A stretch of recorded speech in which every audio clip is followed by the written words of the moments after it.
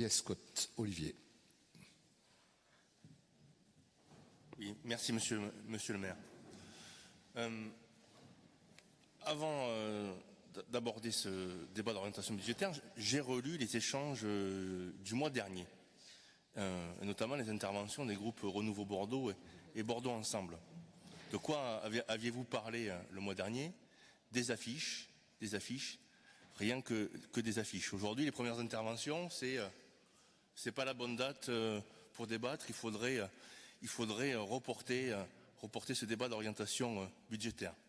Il y a aussi les mots qui ont été choisis. Le mois dernier, on nous parlait de mépris, de mensonges, d'irresponsabilité, de honte. Ce matin, qu'est-ce qu'on a entendu? Amateurisme. Amateurisme, monsieur Florian. Sur le sujet du crédit municipal, vous étiez sans doute en Ligue des Champions.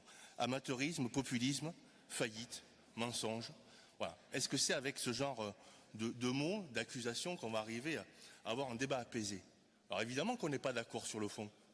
Évidemment qu'on a des orientations politiques différentes, et Géraldine Amouroux, elle vient de le dire, qu'il y a des choix politiques qui nous opposent. Mais il y a la manière de le faire. Ici, à chaque fois, on n'essayait qu'une chose, c'est faire du bruit et faire encore du bruit. Et à mon avis, c'est pour deux choses que vous faites du bruit, c'est pour masquer deux choses.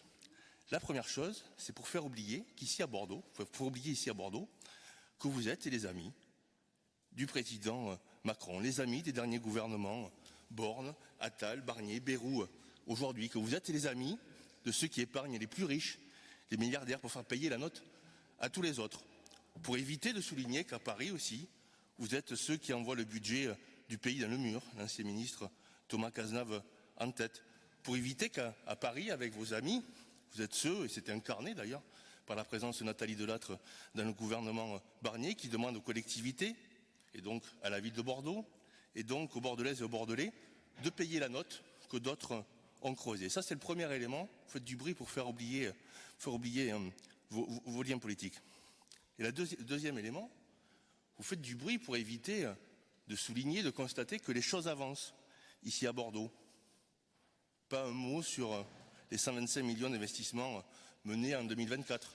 Je pense que le moment du compte administratif va être un moment assez rude pour vous, quand on fera état des taux de réalisation. Rien sur les 111 millions prévus en 2025, encore plus en 2026. Ce ne sont pas des chiffres anodins. Claudine Bichet le rappelait tout à l'heure, on est à 105 millions par an en moyenne sur ce mandat. On pourra en parler ici, et vous préférez faire du bruit. Quand j'ai relu aussi le compte rendu, et ça m'est souvent reproché ici, vous me le reprochez souvent, d'inviter le débat national dans nos échanges. Mais comment éviter de le faire? Comment ignorer l'impact des mesures nationales sur le budget de nos collectivités, sur le budget de la ville, sur le budget consacré aux politiques publiques à destination des Bordelaises et des Bordelais?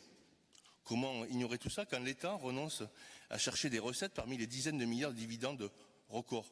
Et là, je ne parle pas des bénéfices de la boulangerie ou du salon de coiffure de notre quartier. Je parle de ces grands groupes, de ces actionnaires qui prennent des dizaines de milliards de dividendes chaque année. On bat des records, monsieur Cazenave.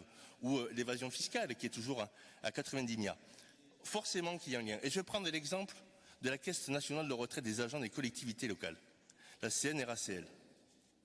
L'inspection générale des finances, dans un rapport en mai, estime à 100 milliards d'euros constants les ponctions dans le régime de cette Caisse nationale de retraite pour équilibrer les autres branches. Alors c'est un système de compensation démographique qui permet d'équilibrer les caisses qui sont déficitaires.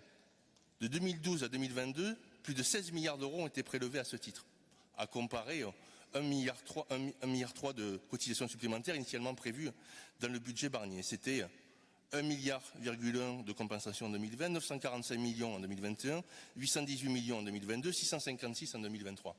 Alors, évidemment, il y a ce système de solidarité entre les caisses. La caisse des retraités agricoles en a bénéficié. Et mon camarade André Chassaing porte d'ailleurs un combat pour augmenter les retraites agricoles.